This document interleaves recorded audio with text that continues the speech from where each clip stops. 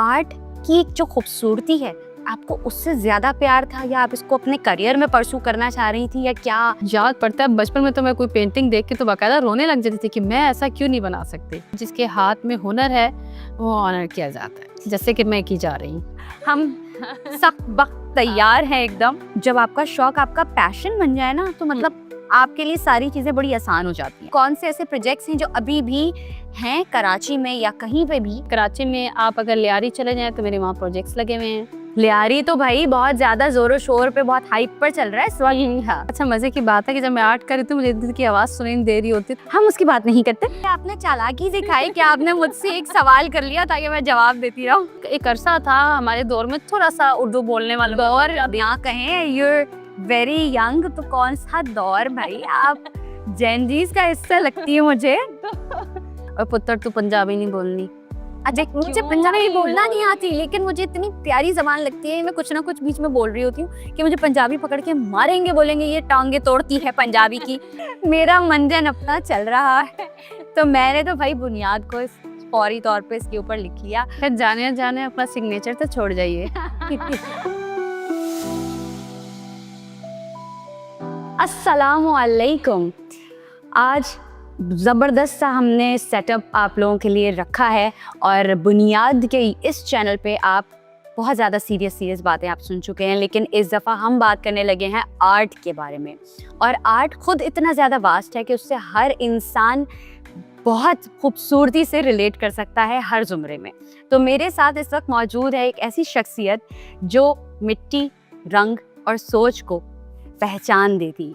रिफत शाहीन साहिबा, अस्सलाम वालेकुम। वालेकुम अस्सलाम। कैसी हैं आप? अल्लाह का शुक्र है भाई, thank you so much for coming. और यहाँ पर इस वक्त हमारे पास कैनवसेस मौजूद हैं, पेंट मौजूद है, तो हम कैनवस से हटकर भी आर्ट आप तक पहुँचाने वाले हैं। सो मुझे बताइएगा कि आपने इतने सारे स्कल्पचर्स रेडी किए हैं, आप पेंटर भी हैं, आप स्कल्पटर भी हैं, तो कितना ज़्यादा मुश्किल होता है इस चीज़ को एक सॉर्ट ऑफ कैश करना पाकिस्तान जैसे मुल्क में, कि जहाँ ज़्यादा कहा जाता है कि भाई टैलेंट की कदर नहीं है। तो ये आर्ट की जो खूबसूरती है, आपको उससे ज़्यादा प्यार था या आप इसको अपने करियर में परसू करना चाह रही थी या क्या? इसके पीछे मुझे एक बैकग्राउंड बताइएगा कि क्या सोच है इसके पीछे? इसके पीछे मेरा जुनून है। मुझे याद पड़ता है बचपन में तो मैं कोई पेंटिंग देख के तो बाकायदा रोने लग जाती थी कि मैं ऐसा क्यों नहीं बना सकती। तो मेरे जुनून ने मुझे यहाँ तक पहुँचाया। ना मैंने इसे कभी इस तरह से लिया था कि मुझे इसे अपने करियर में लेकर आना है।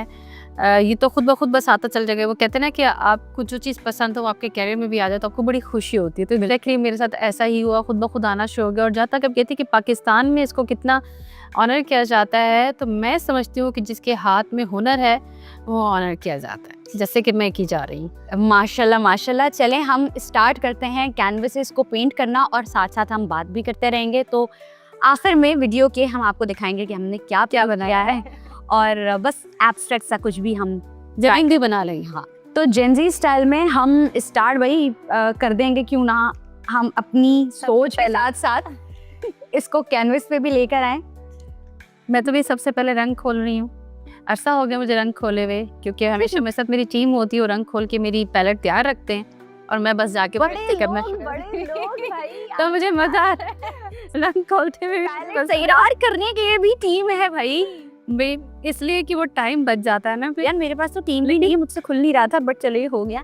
अच्छा मुझे ये बताएं यार कि मैं, क्योंकि खुद मीडिया साइंस से मेरा ताल्लुक है, होम इकोनॉमिक्स भी मैंने पढ़ा है, तो बाजू ऊपर कर रही हूँ मैं। हम सब वक्त तैयार हैं एकदम। मुझे बताइएगा उस वक्त जैसे जब मैंने एडमिशन लिया तो बहुत ज़्यादा मेरे लिए मुझे क्रिटिक्स फेस करने पड़े कि ये क्या तुम कर रही हो, और ये तो कोई ऐसी लाइक इंटरेस्टिंग चीज़ नहीं है, इंटरेस्टिंग प्लेटफॉर्म नहीं है या इंटरेस्टिंग फील्ड नहीं है। ठीक है, तो आप मुझे बताएं कि आपको क्रिटिक्स का सामना करना पड़ा, तो आपने उसको किस तरीके से लाइक डील किया है? अच्छा मुझे बताएं आपने कैसे डील किया था जब आपने रखा था? तो मेरा इंटरव्यू शुरू हो चुका है गाइस। मैं तो हर किसी को बताती रहती ना, मुझे पता चलेंगे ये हमारे जेंजीज ने कैसे ठीक किया। जेंजीज में थोड़ा सा हम लोग ना जरा हसास कुछ ज्यादा ही हैं। अच्छा, तो मैं ये सोच रही थी कि ठीक है, अगर आपका भी, जैसे आपने एक बात कही बड़ी ज़बरदस्त खूबसूरती के साथ, कि जब आपका शौक आपका पैशन बन जाए ना, तो मतलब आपके लिए सारी चीजें बड़ी आसान हो जाती हैं। ऐसा ही है। तो मेरे साथ भी यही हुआ, मैंने अपने शौक को ज्यादा तरजीह दी बनिस्बत किसी क्रिटिक के, क्योंकि अगर मैं क्रिटिक को ही तरजीह दे देती तो भाई मैं रुक जाती। है कुछ भी मुझे नहीं मिलता जो आज मुझे मिला हुआ है अल्हम्दुलिल्लाह अल्लाह की फजलो करम से। तो आप जो रिगार्ड करने की भी बात कर रही हैं, मुझे आप ये बताएं कि आपके कौन कौन से प्रोजेक्ट्स हैं जो पाकिस्तान में हम देख सकते हैं, और क्योंकि हम साफ बात है जेनजीज को इस वक्त एड्रेस खास तौर पे कर रहे हैं, तो उनको तो भाई कुछ पता ही नहीं होगा ना। तो आप बताइए कि कौन से ऐसे प्रोजेक्ट्स हैं जो अभी भी हैं कराची में या कहीं पे भी, तो हम जाके उसको विजिट भी कर सकें। अच्छा, मजे की बात है कि जब मैं आर्ट कर रही थी मुझे इधर की आवाज़ सुनाई नहीं दे रही होती तो मुश्किल। यार ये मेरे साथ भी मसला है। आपका सवाल समझ आता है मुझे, और आधा सवाल में फिर बाद में सोचती हूँ मुझसे क्या किया होगा, लेकिन फिर मुझे याद है कि मैंने 2 सवाल किए उससे। इसलिए आपने चालाकी दिखाई कि आपने मुझसे एक सवाल कर लिया ताकि मैं जवाब देती रहूं। नहीं, मुझे 2 सवाल याद आ गए। एक आप लिखा कि आपको क्या चैलेंज फेस करना पड़ा, ऐसे ही? हाँ, मजे की बात है कि मुझे कोई चैलेंज ऐसा फेस नहीं करना पड़ा। मेरे लिए राहें बड़ी आसान थी। मेरे फैमिली ने, मेरे माँ बाप ने मेरा बड़ा साथ दिया, और जब तक घर वाले साथ ना दे रहे हैं बहुत ज़्यादा मुश्किल हो जाता है। और मज़े की बात है कि मैं एक्चुअली वाटर पेंट में मेरा हाथ बहुत अच्छा है, तो यहाँ मेरे पास जो पेंट हैं वो एक्रेलिक हैं और जो ब्रशेज हैं वो वाटर वाले हैं, लेकिन मैं उन दोनों को मिक्स कर नहीं, मैं इसीलिए वाटर भी मिक्स करके कर रही हूँ। These acrylics are water based जी। तो बड़ा अच्छा सीन हो जाएगा। अच्छा, मैं भी काफ़ी टाइम बाद जाके कर रही हूँ कुछ पेंट, और आई डोंट नो कि मैं क्या पेंट करने वाली हूँ, बिकॉज वही वाली बात कि पेंट करते हुए ज़बान नहीं चल रही हो। हाँ, मुझसे कभी कोई कह रहे कि भी आप पेंटिंग बना के अपने दीवार पे अवेजा कर दिए, तो अभी मुझे बताएं कि आपने किस लिए बनाई थी। तो मैं कहती अगर मैं बता सकती तो मैं बनाती। अच्छा, जो लफ्ज़ आगे पीछे हो रहे हैं ना इसलिए हो रहे हैं कि थोड़ा सा तवज्जो भी पेंटिंग की तरफ भी है। नहीं, वो मसला नहीं। मुझे ये बताएं कि पेंट कराची में कहाँ मेरे अच्छे हाँ। प्रोजेक्ट्स लगे हुए हैं। देखिए, कराची में आप अगर लियारी चले जाएं तो मेरे वहाँ प्रोजेक्ट्स लगे हुए हैं। लियारी तो भाई बहुत ज्यादा जोरों शोर पे बहुत हाइप पर चल रहा है इस वक्त। हाँ, हर कोई लियारी की बातें कर रहा है। वहाँ साइकिलिस्ट का स्कल्पचर मेरा है, फिश का स्कल्पचर मेरा है, टर्टल का स्कल्पचर मेरा है। इसके अलावा आप वहाँ इंडस्ट्रीज का आउटलेट देख लें, वो मेरा डिज़ाइन किया हुआ है। जबरदस्त। मतलब आप सोच सकते हैं कि हमारे इस सिटी ऑफ लाइट्स में, हमारे कराची शहर में सबसे ऐसा जाना माना इलाका लियारी, उसमें इतने बड़े बड़े स्कल्पचर्स इनके बनाए हुए हैं। ऐसे ही, और ये उस वक्त लगाए थे 2012-13 की बात है, जब हालात थोड़े और भी खराब थे। हम उसकी बात नहीं करते, लेकिन मुझे ये बात बताएं कि इस तरीके की चीजें अब तो बन ही नहीं रही हैं, तो आपको लगता है कि हमें करना चाहिए और थोड़ा सा इसके ऊपर फोकस, ताकि हमारा कराची शहर और ज्यादा खूबसूरत लग सके? बिल्कुल बिल्कुल, और मैं आई भी इसलिए उस दफ़ा कि मुझे बुलाया भी इसलिए गया है कि आप क्या कराची को मजीद ब्यूटीफाई कैसे। ओहो, तो मतलब कुछ आने वाला है। बिल्कुल ऐसा आने वाला है भाई, बहुत जल्द आने वाला है। कराची शहर के ऊपर काम तो जारी है, एंड आई रियली होप कि हम कुछ अच्छी अच्छी चीज़ें बना पाएँ। अच्छा, मुझे बताइएगा कि जो इस वक्त हमें देख रहे हैं, अगर वो इस चीज़ को परस्यू करना चाहे, क्योंकि art is a form of expression, और हम अपने दिल की बात अपने आर्ट तक पहुंचाते हैं और उसके थ्रू हम लोगों तक पहुंचाते हैं। ऐसे ही है। तो जो देखने वाले हैं वो अपने करियर को अगर इस तरीके से परस्यू करना चाहें तो उनको किस तरीके के कोर्सेज करने चाहिए, किस तरीके के डिप्लोमास करने चाहिए? सबसे पहले अपने आप को समझाना चाहिए कि जो बनाना चाहते हैं वही बनाएं और दुनिया को वही दिखाएं, क्योंकि जब किसी चीज़ की स्पेस होती है, खला होता है, तो आपको पता है जहाँ खला होता है वहाँ हवा तेज़ी की जानिब जाती है। वाह भाई। ऐसे ही जब जहाँ स्पेस होगी उस आइडिया की, डेफिनेटली आपका आइडिया आगे बढ़ेगा और आपको बहुत अच्छा लगेगा। तो सबसे पहले तो अपने आप को बताएं कि मुझे क्या बनाना है, खुद को समझाएं, खुद से पूछें, ये सवाल खुद से खुद करने वाला है। और फिर उसके बाद डेफिनेटली देखें आप कोर्सेज क्या, आप बेसिक अपनी एजुकेशन मुकम्मल करें, उसके बाद जब आप दुनिया में काम करने के लिए आते हैं ना, तो कोर्सेज आपके साथ साथ ऐसे ही होते चल जाते हैं, क्योंकि जो सबसे बड़ा तजर्बा है ना वो दुनिया है, वो आपको सिखाती है कि आपने क्या करना है। अच्छा, मेरी वालदा भी यही कहती हैं कि किताबें पढ़ने से ज़्यादा बेहतर है कि आप इंसानों को पढ़ें, और आर्ट एक इतनी खूबसूरत चीज़ है, ऐसी फील्ड है जो इतनी वास्ट है कि अगर आप इंसानों को पढ़ते पढ़ते भी आर्ट पे फोकस करें तो आप पता नहीं क्या क्या बना लेते हैं और आपको पता भी नहीं चलता, और आर्ट से आप अपने आप को एक्सप्लोर कर पाते हैं। तो मुझे थोड़ा सा और भी बताइएगा कि कोई एकेडमीज़ इस तरीके की हमारे मुल्क में हैं कि जहाँ पर बच्चे जा सकते हैं? देखिए, स्पेशल एकेडमीज़ भी हैं यहाँ पे, जैसे कि NCA है, कराची स्कूल ऑफ आर्ट है, और उसके अलावा मैं देख रही हूँ कि आजकल यूनिवर्सिटीज़ भी करवा रही हैं। मतलब आप जाएं वहाँ पर, अच्छा आपको सब्जेक्ट्स मिल रहे हैं, आप उसमें मास्टर्स करें, अपना BFA करें, FFA करें, इवन आपके जब 8वीं क्लास में या 10वीं क्लास में तो आपको साथ में एज अ सब्जेक्ट मिल रहा है फाइन आर्ट्स, कोई इशू नहीं है आज जी। अच्छा, मैंने होम इकोनॉमिक्स से पढ़ा था, तो home economics is very vast और उसमें भी बहुत सारी चीज़ें सिखाई जाती हैं।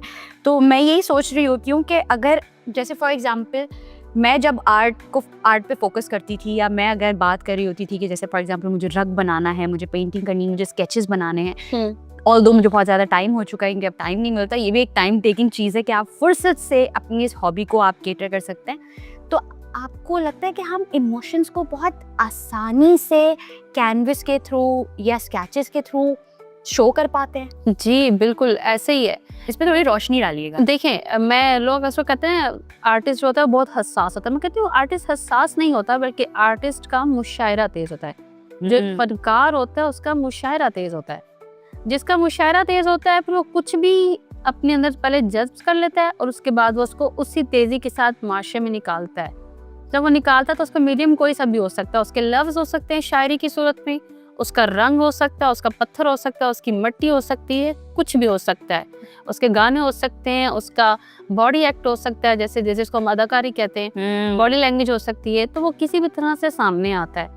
तो अदाकार के लिए ज़रूरी नहीं है कि उसके पास सिर्फ रंग ही होने चाहिए, फनकार तो किसी भी तरह से अपनी चीज़ को यहाँ कर सकते हैं। हमारे यहाँ आर्टिस्ट, आपको लगता है कुछ कमी है या ज़्यादती है, और अगर ज़्यादती है तो उनको उस तरीके से वो वाली रिकॉग्निशन नहीं मिल रही जो मिलनी चाहिए? देखिए, अक्सर का लोग कहते हैं ना कि जी ये काम जो है वो सरकार को कर देना चाहिए, तो मैं कहती हूँ थोड़ा अपने ऊपर भी ले लें चीज़ें। आप भी कुछ करके दिखाएंगे तो फिर सरकार भी कुछ करके दिखाई देगी। ब्लेम शिफ्ट ना करें, ज़्यादा ब्लेम शिफ्ट ना करें, बिल्कुल। तो मेरा नहीं ख्याल, डेफिनेटली देखिए हमारे पाकिस्तान के और बहुत सारे मसाइल है। अभी तो हम बेसिक नीड्स के साथ ही ना नहीं पूरा कर पा रहे अपनी चीज़ों को, कि हमें अभी तालीम उस तरह से मैसर नहीं, इंसाफ उस तरह से मैसर नहीं। तो हम ये मैं नहीं समझती किसी पाकिस्तान के मसाइल हैं, ये तकरीबन पूरी दुनिया की मसाइल है कि कहीं ना कहीं कोई कोई इशू चल रहा है। तो हम पहले अपनी बेसिक से निकले, तो उसके बाद जाहिर सी बात है उसके साथ साथ जो फ़न है, फ़न के बगैर या फ़नुल लतीफ़ा जिसमें हसासियत का एलिमेंट शामिल हो जाता है ज़्यादा है, तो अगर हम वो नहीं करेंगे तो वाकई इंसान मर जाएगा, क्योंकि उसके यहाँ ब्रेन के लिए बहुत ज़रूरी है उसका हसास होके और इन सब चीज़ों को महसूस करना। तो ये चीज़ें साथ साथ पैरेलल चलनी चाहिए, लेकिन गवर्नमेंट जब भी बाकी मसाइल से निपट तो ले तो फिर इस तरफ है। लेकिन मैं देख रही हूँ उसके बावजूद इस पे काम होता है पाकिस्तान के अंदर। हमारे आर्ट्स काउंसिल्स बने हुए हैं, हमारे यहाँ थिएटर्स बने हुए हैं, हम खेलों में हिस्सा लेते हैं, हमारे यहाँ अच्छी प्रोडक्शन हो रही है इस वक्त। ये जो हमारी मीडिया की साइड है उसमें अच्छे ड्रामास बन रहे हैं, मूवीज़ बन रही हैं, अच्छे गाने सामने आ रहे हैं, अच्छे शायर सामने आ रहे हैं। अच्छा, गाने तो वाकई में जिस तरीके से सामने आ रहे हैं कि अब प्रॉपर भाई कल्चर के ऊपर बहुत ज़्यादा फोकस किया जा रहा है, कि जिस तरीके से हम अपनी लैंग्वेज को आगे लेकर आ रहे हैं वो बहुत ज़्यादा खूबसूरत एक एलिमेंट शामिल कर दिया गया है। बिल्कुल ऐसे ही, बल्कि पहले तो एक अरसा था हमारे दौर में थोड़ा सा उर्दू बोलने वाला दौर, यहाँ कहें यूर वेरी यंग, तो कौन सा दौर भाई, आप जेनजीज का हिस्सा लगती है मुझे। उस वक्त जरा मायूब समझा जाता उर्दू बोलना या पंजाबी बोलना, लेकिन मैंने कभी इसको मायूब नहीं समझा था। मैं हमेशा 2 से 3 4 लैंग्वेजेस में बात करने में नाइस, तो मुझे अच्छा लगता था। बल्कि मैंने नोटिस किया कि जब यूनिवर्सिटी में मुझे बुलाया जाता था, मैं खड़ी होती थी स्टेज के ऊपर, तो मुझे जब मैं 4-5 ज़बानों में गुफ्तगू करती थी तो बच्चे ध्यान देते थे, फिर बच्चे सुनते थे, वरना बच्चे बोर होने लग जाते। पर्सनैलिटी कितनी इंटरेस्टिंग हो जाती है ना जब आप डिफरेंट लैंग्वेजेस में बात करते हैं, तो सामने वाला सुनना चाहते हैं कि हम इंसान बड़े क्यूरियस किस्म के लोग होते हैं कि हम जानना चाहते हैं कि अगर सामने वाला बात कर रहा है तो वो क्या बात कर रहा है। तो मुझे भी ऐसे अगर देखा जाए तो हम अरबी में पढ़ते हैं नमाज, तुम्हें अरबी आई, हम उर्दू में बात करते हैं जिसमें ऑलरेडी पहले से शामिल है हमारी ये लैंग्वेज, क्या बोलते हैं उसको, फारसी। तो हमारी ये 3 लैंग्वेजेस ये होगी, फिर इंग्लिश बोलते हैं, उसके अलावा हम अपनी मादरी ज़ुबान बोलते हैं, चाहे वो पंजाबी है, चाहे वो सिंधी है, चाहे वो पश्तो, 5 ज़ुबानें। मुझे फ़ारसी से एक चीज़ हमेशा मैं कनेक्टेड रखती हूँ कि हमारा जो नेशनल एंथम है वो फ़ारसी और उर्दू मिक्स में है। ऐसे ही है, लोगों को वो उर्दू लगता है या ऐसा सब समझते हैं कि बहुत ही खालिस उर्दू है, लेकिन ऐसा नहीं है। ऐसा नहीं है, फ़ारसी और उर्दू में, और फ़ारसी निहायत ही खूबसूरत ज़बान है अगर आप उसको उस तरीके से लेकर जाएं। तो मुझे बताएं कि हमें लैंग्वेजेस भी सीखनी चाहिए, मतलब थोड़ा। बिल्कुल बिल्कुल, मैं तो कहती हूँ ज़रूर सीखनी चाहिए। बल्कि मुझे परेशानी होती है उन माँ बाप को देख के जो कहते हैं और पुत्र तू पंजाबी नहीं बोलनी। अच्छा, मुझे क्यों पंजाबी नहीं बोलना नहीं बोलती? आती, लेकिन मुझे इतनी प्यारी जबान लगती है, मैं कुछ ना कुछ बीच में बोल रही होती हूँ कि मुझे पंजाबी पकड़ के मारेंगे, बोलेंगे ये टांगे तोड़ती है पंजाबी की। अटल रियलीमेंट काफी तो होती है, लेकिन मैं क्या करूँ, मुझे शौक बहुत ज्यादा है। तो वो भी एक वक्त है जब हम ऐसा कहते, अच्छा तुम्हें वो लैंग्वेज एक इल्म का हिस्सा है, वो आपकी तालीम का हिस्सा है, वो आपकी नॉलेज है, आप क्यों ना बोलें, आप ज़रूर बोलें, आप हर तरह की ज़ुबान बोलें और हर तरह की ज़ुबान सीखें भी। बिल्कुल ऐसे ही है। भाई मैंने तो बस थोड़ा बहुत ही कुछ कर लिया है, और मैं आपका देख रही हूँ एब्स्ट्रैक्ट से सीनेटिक कुछ ये है, मैंने तो बुनियाद का मैं अपना मंजन यहाँ पे रेस सीरम मेरा मंजन अपना चल रहा है, तो मैंने तो भाई बुनियाद को फौरी तौर पे इसके ऊपर लिख लिया। एंड मुझे भाई आपसे बात करके बहुत अच्छा लगा। हम ज़्यादा बात नहीं कर पाए क्योंकि वही वाली चीज़ के जब ब्रश चल रहा होता है तो ज़बान नहीं चल सकती। तो आपके आने का बहुत बहुत शुक्रिया, और मुझे बताइएगा कि आप क्या कहना चाहेंगी सबको जो हमें इस वक्त देख रहे हैं वो मैसेज, और अपने ये पेंटिंग भी आप ज़रूर उनको दिखाएं। अच्छा, रिफत का मैं देख रही हूँ यहाँ पे भाई सिग्नेचर भी है। ओहो भाई ज़बरदस्त। मैं कहा जाने अपना सिग्नेचर तो छोड़ जाइए। यार ये बड़ा मुझे एब्स्ट्रैक्ट सी एक आर्ट लग रही है। अच्छा, जो आर्टिस्ट होंगे ना वो कुछ ना कुछ इसमें से निकाल लेंगे, इसके पीछे ऐसा है। एक एहसास है, एक एहसास है। थोड़ा सा इस पे इलैबोरेट अगर कर दे तो। देखिए मोस्टली रंग जो आर्टिस्ट लगा रहा होता है बगैर जब वजह के लगा रहा होता है तो सिर्फ और सिर्फ उसका वो एक एहसास होता है, वो उस वक्त कैसा महसूस कर रहा है। ब्लू एक्चुअली एक वसी रंग है, आपको हमेशा अल्लाह मियां ने ब्लू दिखाया है, बड़े उस पर जैसे समुंदर है तो को दूर तक नजर आ रहा है, तो समुंदर आसमान है तो दूर तक आसमान।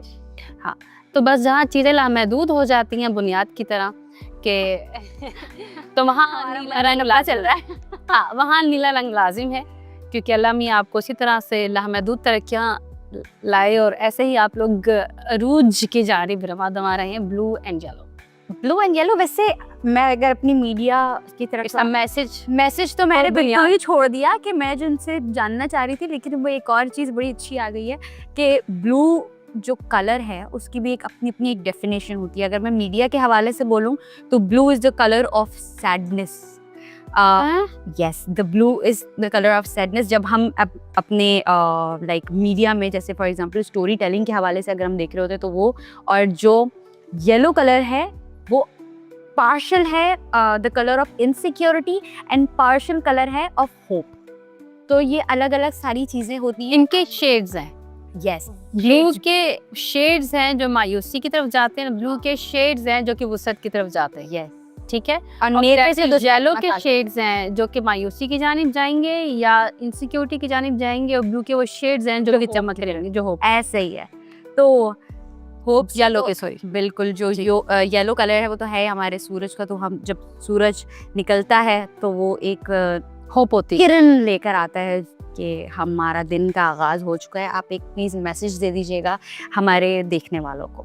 अच्छा, मैसेज मेरा ये है जो बच्चे आना चाहते हैं इस फील्ड में, कि मैंने पहले भी कहा कि सबसे पहले खुद को पहचानें कि वो क्या बनाना चाहते हैं, उसके बाद वो कमिट करें अपने आप को कि हाँ, अगर हमें कोई काम मिला है तो हमने वो काम वक्त के ऊपर अपने पूरे इरादे के साथ, अपनी भरपूर तवानाई के साथ बेहतरीन मुकम्मल करके देना है। बिल्कुल ऐसे ही, और अपना 100% देना है। इसी तरह आप अपने घर वालों का नाम रोशन कर पाएंगे और अपने मुल्क का नाम रोशन कर पाएंगे। रिफत शाहीन हमारे साथ मौजूद थी। Thank you so much for your time. You are very beautiful. बहुत ज़्यादा ये होता है। बिल्कुल, क्यों नहीं है, झूठ क्यों बोलेंगे। ये मैं आपके लिए कह चुकी हूँ। Thank you. हाँ, हम लोगों ने ना बिहाइंड द कैमरा एक दूसरे की बहुत सारी हम तारीफें है ना, तो हम तो ये वाली फूकी तारीफें तो हम करते ही रहते हैं। We should be very appreciative, and thank you so much for coming. आपके आर्ट के बारे में हमने जाना, और इंशाल्लाह मेरी ये ख्वाहिश है कि हम पाकिस्तान को, ख़ासतौर कराची को खूबसूरत बना सकें, जिसकी वजह से आप इस वक्त कराची में मौजूद हैं। हम सब मिल के बनाएंगे इंशाल्लाह। Best of luck for your projects. Thank you so much. मिलते हैं अगले किसी ज़बरदस्त एपिसोड में। हमारी कोशिश रहेगी कि आप तक वो सारे टॉपिक्स लेकर आएँ जो आपसे रिलेट कर सकें आप, और जिसको सुनकर, जिसको देखकर आप खुश फील कर सकें। कमेंट्स में हमें बताते रहिएगा कि आप क्या देखना चाहेंगे, आप किससे मिलना चाहेंगे, सो दैट हम बुनियाद आप तक उन सब की आवाज़ पहुँचा सकें। शुक्रिया। गानिया सिद्दीकी को इजाज़त दीजिए। अल्लाह हाफ़िज़।